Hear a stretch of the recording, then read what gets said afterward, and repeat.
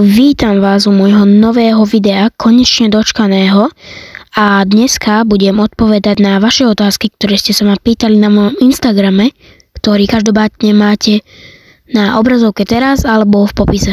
No každopádne, bez väčšieho zdržovania sa môžeme vrhnúť na video. Prvá otázka.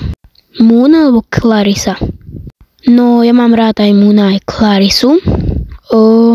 Neviem. Dlhšie pozerám Moona ako Clarissu, no lenže keď sa dá, tak si pozriem aj Clarissu. Druhá otázka.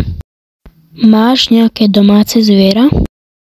Áno, mám a mám mačku a psov 2. Tretia otázka.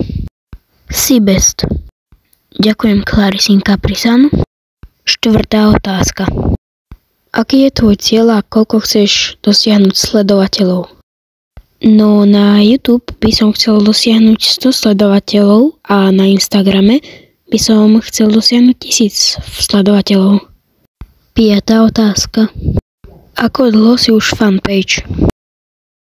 Pre tých, ktorí nevedia, mám fanpage na Moona na Instagrame. Meno a ako vyzerá účet som dal na začiatok videa. No takže fanpage som už od 9.9.2023. A nechce sa mi to veľmi teraz počítať, takže si to vypočítajte. Šiestá otázka. Koľko meriaš? No, keďže to viem, tak to kľudne poviem, lenže to neviem. Siedma otázka. Jak sa máš? Mám sa úplne výborne. No a toto je koniec videa. Dúfam, že ste si užili toto video, kde mám aj môj hlas.